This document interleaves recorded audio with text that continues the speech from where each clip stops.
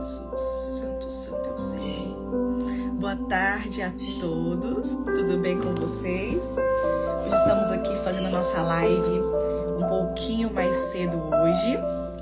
Mas você que não está aqui no ao vivo, não se preocupe, tá? Vai ficar salva essa live.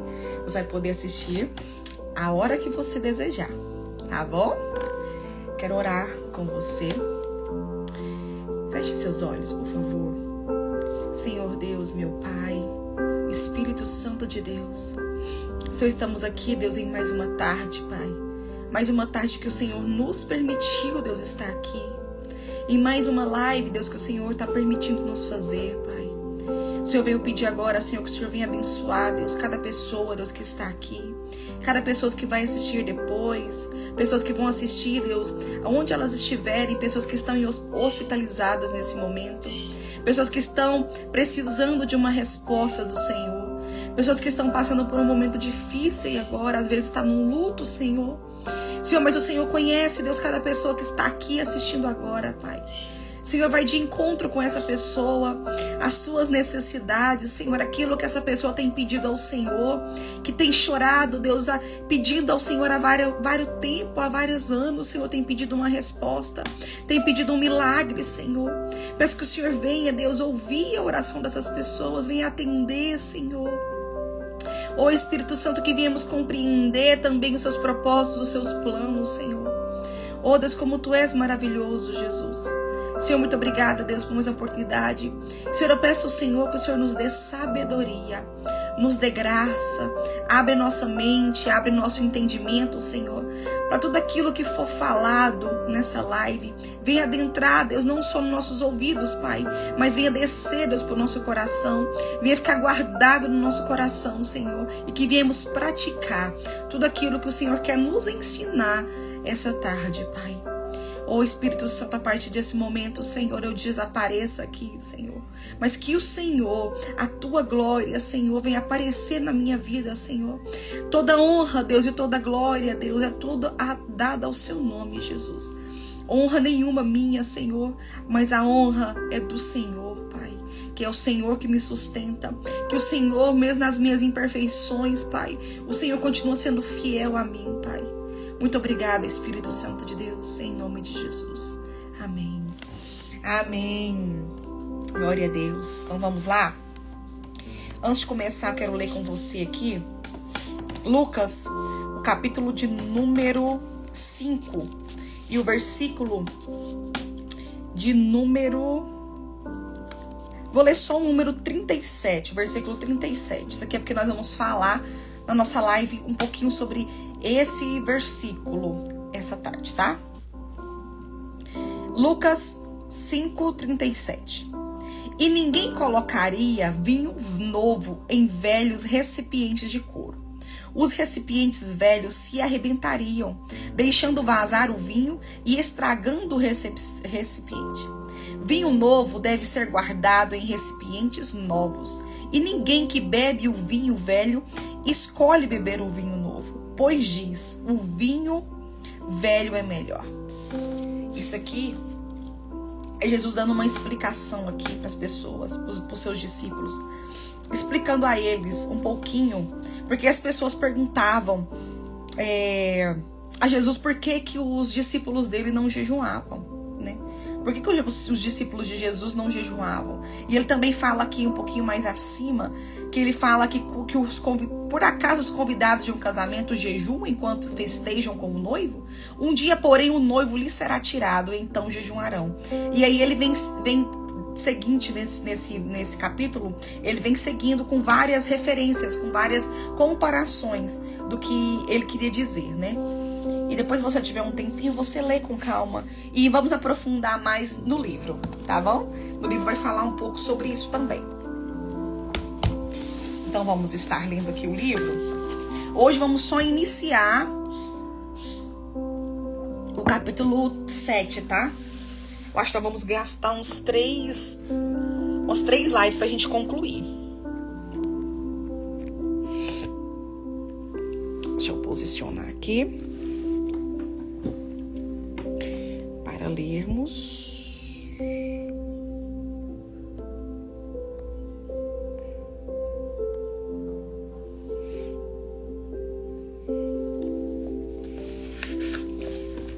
Vamos lá. Capítulo 7. Os efeitos do jejum.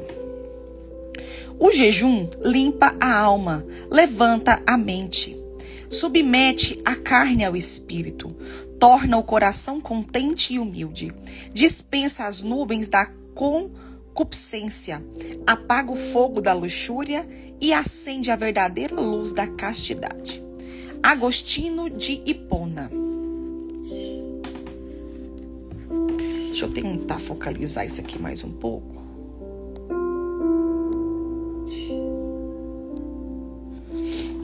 Hoje não tá focando, mas vamos lá, assim mesmo.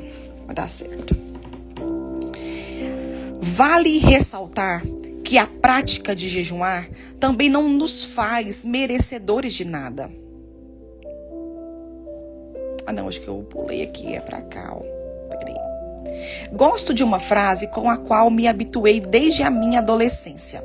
Ouvi a irmã Valnice Milhomens em um ensino sobre jejum citar a seguinte afirmação de Kenneth Eng: jejuar não muda o Senhor, pois Ele é o mesmo antes, durante e depois do seu jejum, mas transformará e ajudará você a se manter mais suscetível ao Espírito de Deus.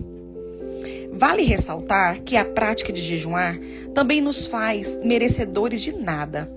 Nas palavras de John Wesley, o jejum é um meio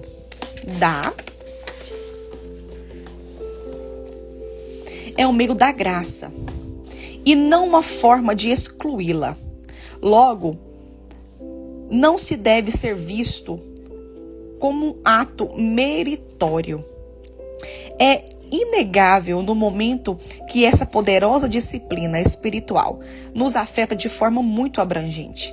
Considerando que o jejum nos muda, intento apresentar nesse capítulo os efeitos que o jejum pode exercer sobre nossa vida. Das preciosas lições acerca do jejum que o Senhor Jesus nos deixou, analisamos uma no primeiro capítulo, a qual é necessário que voltemos. Então eles disseram a Jesus: os discípulos de João frequentemente jejuam e fazem orações, e os discípulos dos fariseus fazem o mesmo, mas os seus discípulos comem e bebem. Jesus, porém, lhe disse: será que vocês podem fazer com que os convidados para o casamento jejuem enquanto o noivo está com eles? No entanto, virão dias em que o noivo lhe será tirado, e então, naqueles dias, eles vão jejuar. Também lhe contou uma parábola. Ninguém tira um pedaço de uma roupa nova para colocar sobre roupas velhas, pois se o fizer, rasgará a roupa nova. E além disso, o remendo da roupa nova não combinará com a roupa velha. E ninguém põe vinho novo em odres velho, porque se fizer isto, o vinho novo romperá os odres, o vinho se derramará e os odres se estragarão. Pelo contrário, vinho novo deve ser posto em odres novos. Lucas, capítulo 5, versículo 33 ao 38. A prática do jejum era comum aos judeus, especialmente aos discípulos de João e os fariseus. Lucas 18, versículo 12. Baseados nistos, alguns confrontaram Jesus sobre o fato de seus discípulos serem frequentemente vistos comendo e bebendo, em vez de jejuando. Nosso Senhor respondeu que se tratava apenas de uma questão de tempo. Quando ele, o noivo, fosse tirado, referência à ausência de Jesus, até o seu glorioso retorno, então seus discípulos jejuariam. Tal declaração ratifica que o jejum é para os crentes da nova aliança. Eles vão jejuar. Em sua resposta, Jesus salientou o que fazer, jejuar e quando seria feito. a partir de sua ausência. De forma alegórica, creio que Cristo também nos apresentou outro ponto. Por que jejuar? Em todos os 3 evangelhos sinópticos, com pequena variação nos detalhes, encontra-se o mesmo relato. Mateus, capítulo 9, versículo 14 ao 17, Marcos, capítulo 2, versículo 18 ao 22 e Lucas, capítulo 5, versículo 33 ao 38. Todos apresentam a abordagem feita a Jesus. Sua resposta, usando a ilustração do noivo, é ainda as alegorias de vestes novas e velhas e do odre novo para receber vinho novo. Observe que o texto que analisamos no Evangelho de Lucas diz que Jesus também lhe contou uma parábola. Ou seja, ele o fez logo depois de garantir que seus discípulos iriam jejuar. Indubitavelmente, a alegoria é uma extensão e uma ampliação da conversa sobre jejum. Uma questão de estrutura. Ao falar que ninguém tira um pedaço de uma roupa nova para colocar sobre roupa velha, depois, se o fizer, rasgará a roupa nova. E além disso, o remendo da roupa nova não combinará com a roupa velha. Jesus não se referia à impossibilidade, e sim a bom senso. Se uma pessoa tivesse uma roupa velha e alguém lhe oferecesse uma muda de roupa nova, o ato mais sensato seria realizar uma troca de veste. Ninguém com um pingo de inteligência recortaria pedaços da nova veste para remendar a velha. Por quê? Porque estragaria a roupa nova, além de que haveria uma inadequação da veste com seu remendo. De que Cristo falava? Veste na Bíblia refere-se à condição do homem perante Deus. Quando o primeiro casal pecou lá no Éden, viu-se nu e tentou vestir-se à sua maneira. Gênesis 3, versículo 7. O que Deus não aceitou, providenciando ele próprio vestes aos recém-pecadores. Gênesis 3, 21. No Apocalipse, lemos acerca de pessoas que não contaminaram as suas vestes. Apocalipse 3, versículo 4. E daquelas que lavaram suas vestes e as alvejaram no sangue do Cordeiro. Apocalipse 7, versículo 14. Também encontramos o mesmo padrão de veste referindo-se à condição espiritual do homem. Uma visão que Deus deu a Zacarias, no qual vestes sujas estão claramente associadas ao pecado, enquanto vestes limpas à santificação. Zacarias 3, versículo 1 ao 7. Portanto, Jesus, ao falar de vestes novas, fazia referência à nova condição que estava sendo oferecida à humanidade por meio dele e de seu evangelho. Já ao mencionar vestes velhas, que retratam uma condição anterior à salvação, nosso Senhor quis dizer que a obra nova de Deus não pode ser adaptada em uma estrutura velha de vida. Infelizmente, há muitos crentes tentando viver de remendo ao invés de renovo. Diante da oferta de uma roupagem nova, recusam o todo.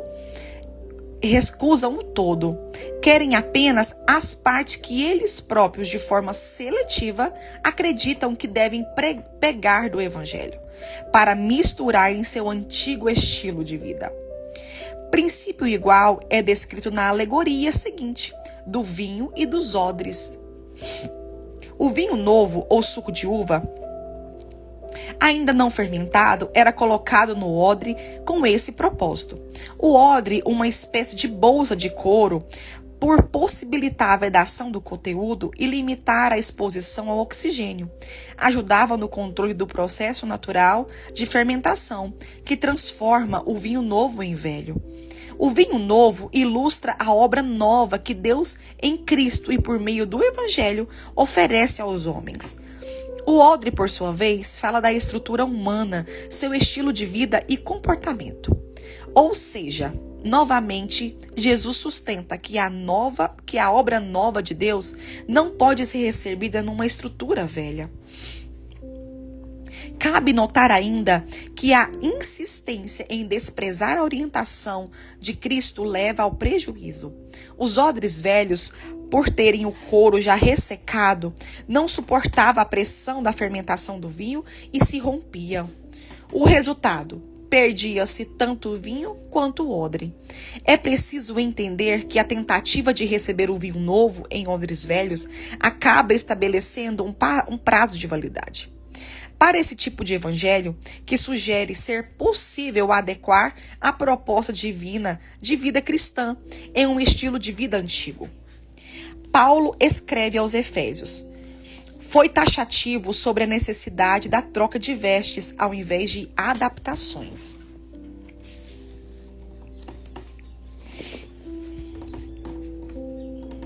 Quando a maneira antiga de viver, vocês foram instruídos a deixar de lado a velha natureza, que se corrompe segundo desejos enganosos, a se deixar renovar no espírito do entendimento de vocês, e a se revestir da nova natureza, criada segundo Deus em justiça e retidão, procedentes da verdade. Efésios 4, versículo 22 ao 24. Despir-se da velha natureza ou do velho homem tem a ver com comportamento. A antiga maneira de viver ou trato passado, como traduzido pela versão Almeida, revista e autorizada, a expressão grega utilizada nos manuscritos originais e anástrope, e significa modo de vida, conduta, comportamento, postura. Foi traduzida em 1 Pedro, versículo 1, 1 Pedro, capítulo 1, versículo 15, como procedimento segundo e santo, aquele que vos chamou. Tornai-vos santos também, vós mesmo em todo o vosso procedimento. A santificação exige inquestionavelmente mudança de comportamento.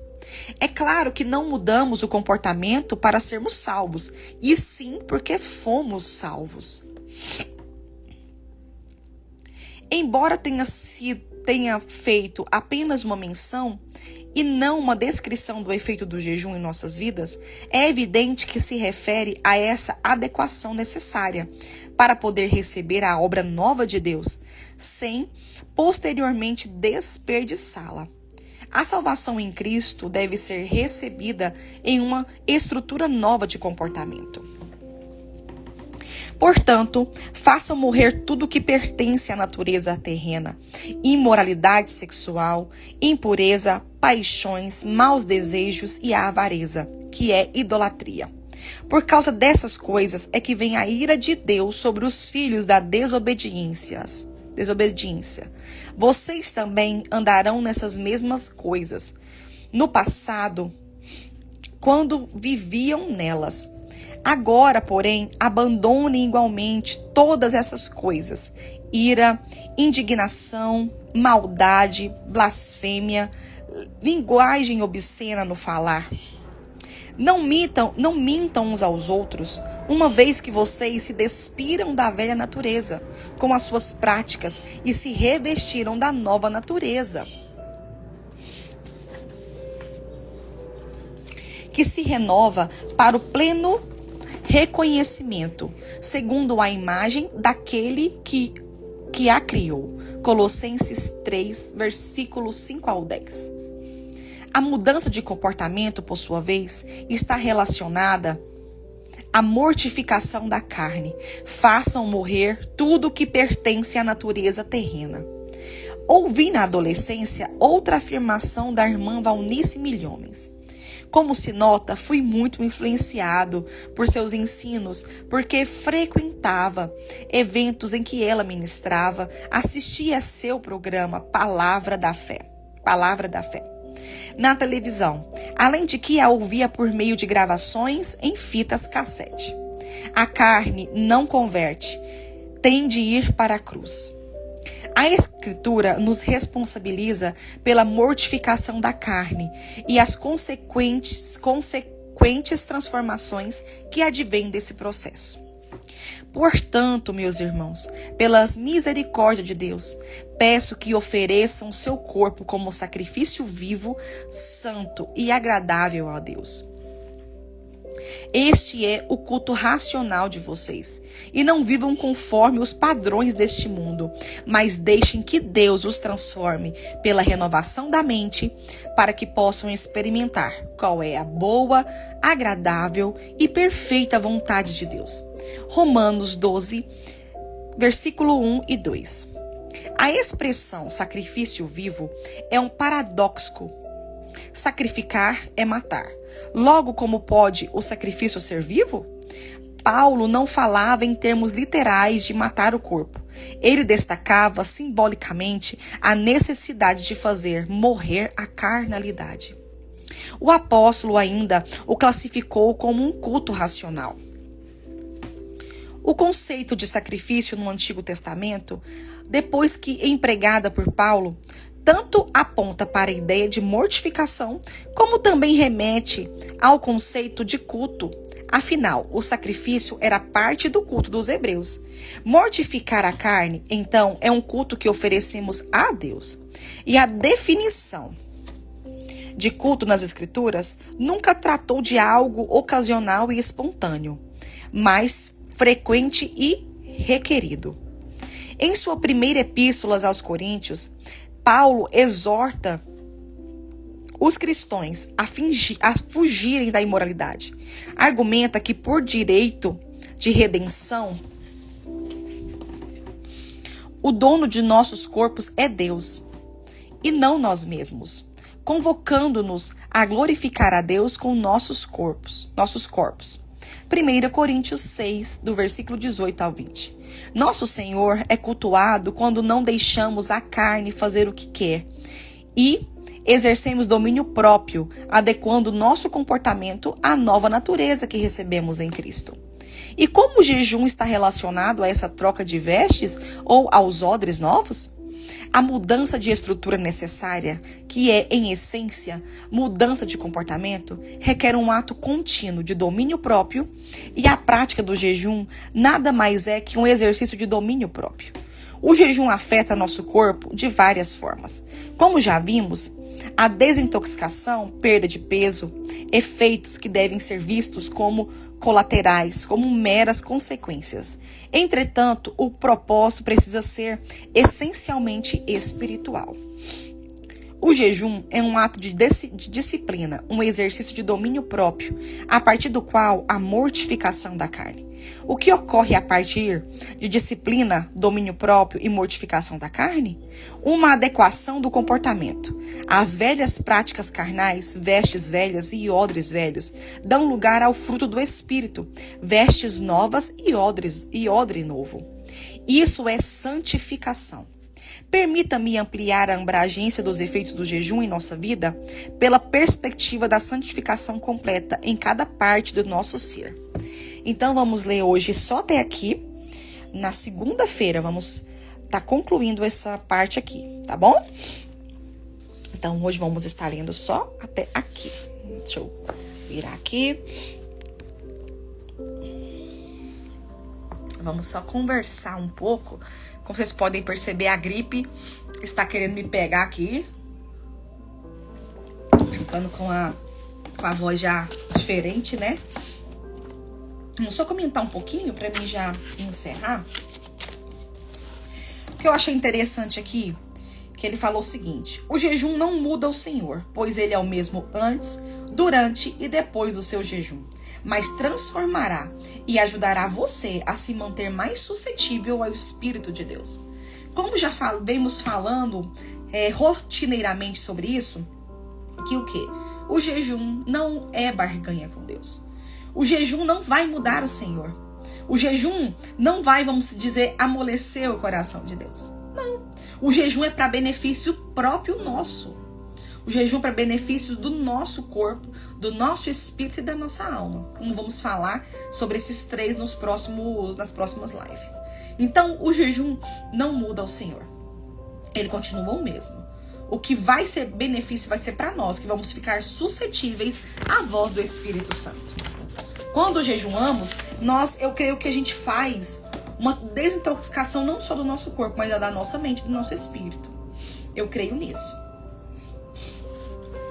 Aqui ele fala também, uma parte que ele fala aqui, se uma pessoa tivesse uma roupa velha e alguém lhe oferecesse uma muda de roupa nova, o ato mais sensato seria realizar uma troca de vestes.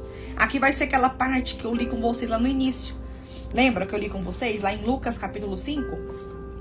Ele vai falar um pouquinho aqui sobre isso. Aqui ele começando falando de vestes, de roupas. Vestes na Bíblia refere-se à condição do homem perante Deus. Todas as vezes que Deus se referia, que fala vestes na Bíblia, é uma condição do homem perante Deus. E aqui ele dá algumas referências, né?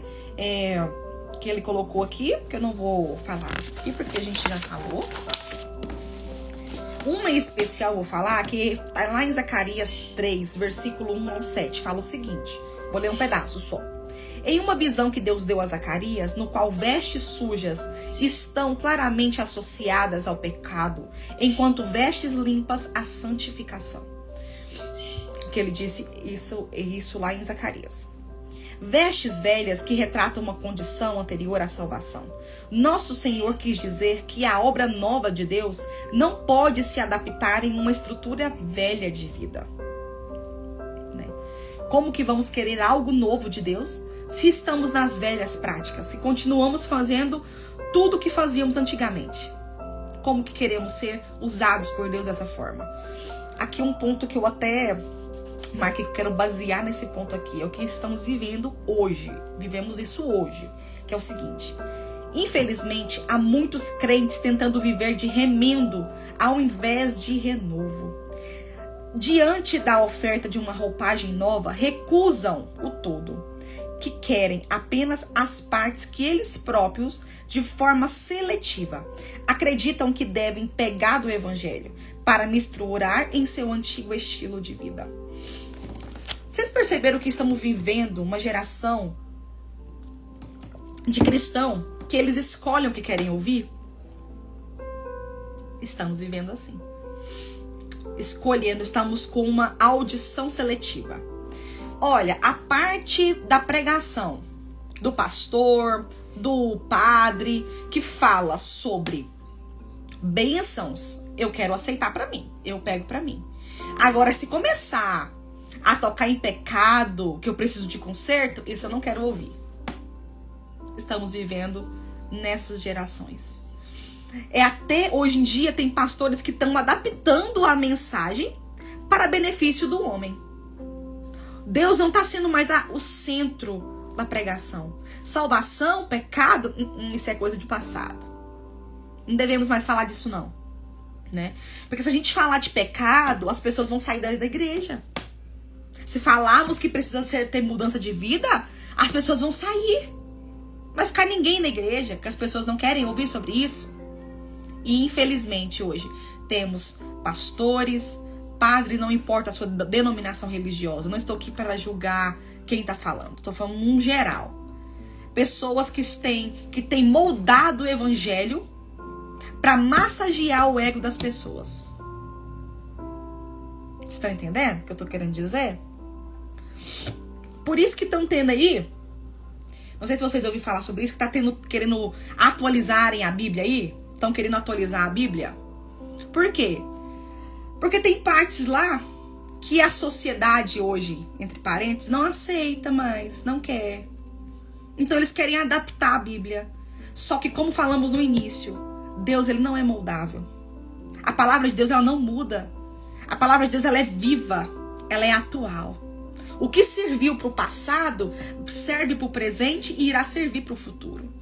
Nada que está na Bíblia está errado. Até houve uma frase que meu pastor usa isso muito quando ele vai pregar. Ele fala que quando ele lê a Bíblia, ele encontra vários erros na Bíblia. Mas os erros não estão na Bíblia, estão todos nele. Então, quando lemos a Bíblia, encontramos vários erros, mas não na Bíblia, não na palavra de Deus. Os erros estão todos em nós mesmos. E como que faz com essa geração de hoje? Que quer ouvir só o que quer. Que quer fazer só o que quer, né? Infelizmente, estamos nessas gerações, né? Que quer moldar a palavra do Senhor aos seus benefícios próprios. Tem pessoas que usam versículos isolados da Bíblia para cobrir pecado. Não sei se você conhece pessoas assim. Que ela usa partes, trechos da Bíblia para cobertar um pecado dela. Trechos isolados. É isso mesmo. Aqui fala que o vinho novo ilustra a obra nova que Deus em Cristo e por meio do Evangelho oferece aos homens. O odre, por sua vez, fala da estrutura humana, seu estilo de vida e comportamento. Aqui ele também falou que o odre, ele era um recipiente de couro, que era colocado vinho, né?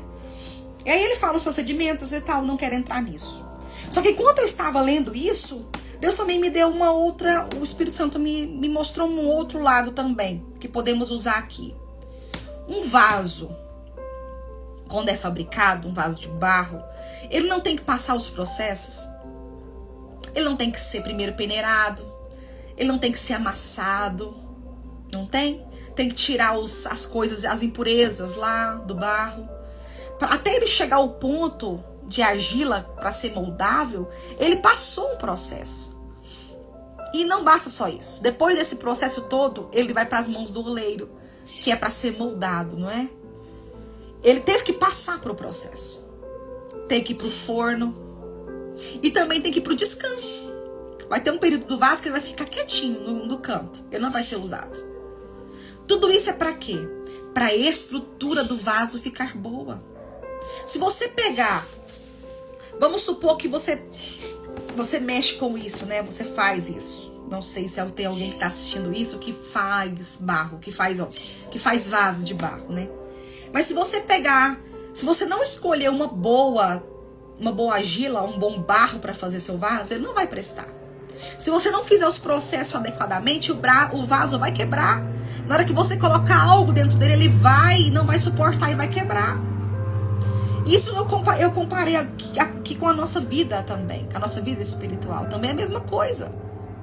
Se Deus pegarmos do jeito que estamos e colocar algo na nossa vida muito grande, nossa estrutura não irá suportar. Como eu falei numa live também, não sei se foi a de segunda, não lembro, se foi ou a de sexta-feira passada, que eu falei sobre isso um pouquinho. Que Deus não dá dinheiro para aquelas pessoas que não vão suportar, que não estão preparadas para receber. Que muitas das vezes nós pedimos Deus algo, pedimos ao Senhor e clamamos e pedimos durante anos e Ele não nos dá aquilo. Não é que Ele não ouve nossas orações, Ele ouve sim. Só que tem coisa que Ele não vai nos entregar, que nós não estamos prontos. Nós não queremos passar pelo processo. Queremos já chegar aqui, já quero falar, já quero pregar, já quero ser usada por Deus. Já quero ter um público bom, né? Quero ter muitos ouvintes aqui no Instagram, quero ter muitos seguidores, quero ter muitos que estão aqui na minha live. Mas será que a minha estrutura hoje espiritual está pronta para receber isso? Será que a minha estrutura hoje está pronta? Porque quanto mais Deus dá para você, mais Ele irá te cobrar. E será que eu estou pronta para ser cobrada? Será que nós estamos prontos para receber do Senhor aquilo que Ele tem para nós? Vamos orar a partir de hoje o seguinte: Senhor, me dê estrutura. Vamos jejuar com esse propósito também. Senhor, muda a minha estrutura, para que eu possa receber as bênçãos do Senhor, para que eu possa cada dia mais ser usada pelo Senhor, ser usado pelo Senhor. Vocês entenderam? Até aqui? Uma frase aqui, ó. Eu também até risquei ela aqui, que ela fala o seguinte: não mudamos o comportamento para sermos salvos, e sim porque fomos salvos. Meu querido, nós mudamos porque amamos a Deus. Quando a gente ama o Senhor, quando a gente quer viver exclusivamente para o Senhor, nós deixamos de lado as velhas práticas, nós não queremos mais pecar. Nós queremos ficarmos firmes e fazermos a vontade do Senhor. Por quê? Porque nós fomos salvos, nós já fomos salvos. Não mudamos o comportamento para sermos salvos, e sim porque fomos salvos. À frente.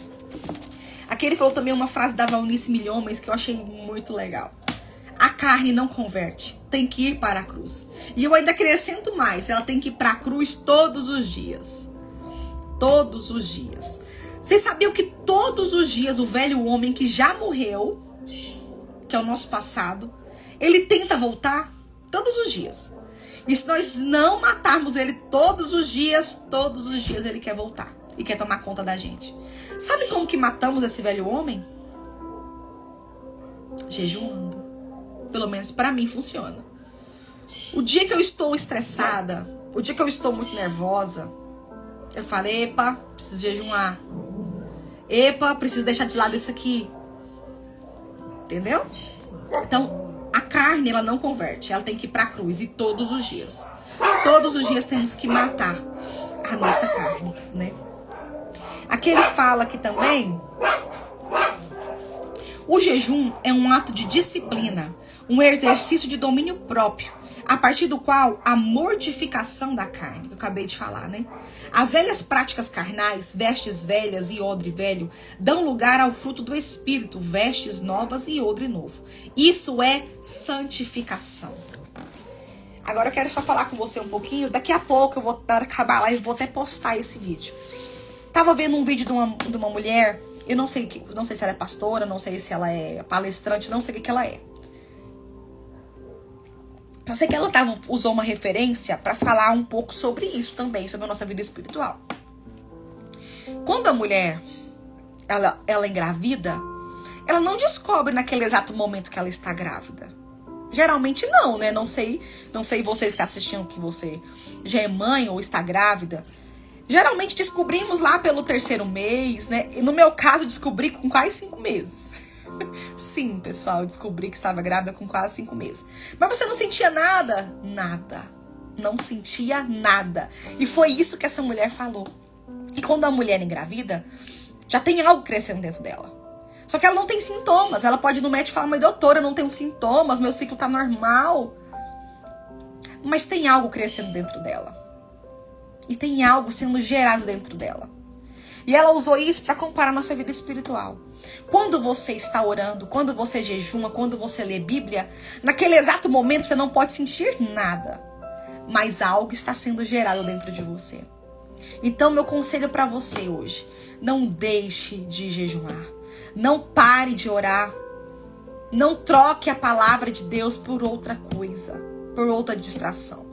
Mergulhe na palavra de Deus, dedique à obra do Senhor. Faça as coisas para o Senhor. Porque mesmo que você não veja agora, algo está sendo gerado na sua vida espiritual e na sua vida também. Algo está sendo gerado. Porque o Espírito Santo ele trabalha de dentro para fora, não de fora para dentro. Quando é de fora para dentro, eu vejo como uma maquiagem. Vou ser sincera para você. Eu vejo como esse filtro que tá aqui no meu rosto agora. Tô um filtro aí, tá todo lindo, não tá? Lindo, olha a minha pele. Eu queria ter essa pele. Mas se eu tirar esse filtro, vocês vão ver a realidade. E a realidade tá bem acabada. É assim. O Espírito Santo é assim. Ele não trabalha de fora pra dentro. Não trabalha de fora pra dentro, ele trabalha de dentro pra fora, né? Então era isso que eu queria falar com vocês essa tarde, né? Essa noite que você vai estar assistindo às vezes à noite, à tarde, de manhã, não sei. E segunda-feira voltamos para darmos continuidade a esse livro maravilhoso, que já estamos, olha para você ver o tanto que já lemos. Já estamos praticamente na metade, olha, que bênção.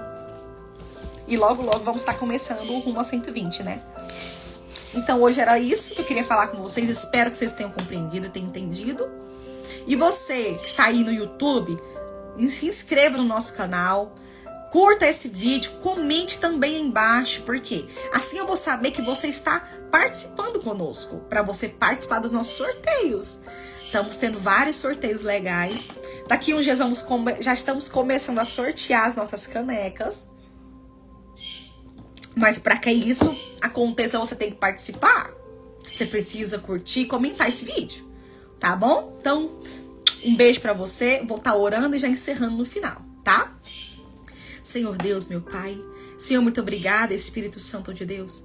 Obrigada, Senhor, por ter nos ajudado nessa live, essa tarde, Senhor. Obrigado por ter falado aos nossos corações. Senhor, que viemos nos tornar, Senhor, odres novos, Senhor, com vestes novas, Senhor. Muda a nossa estrutura.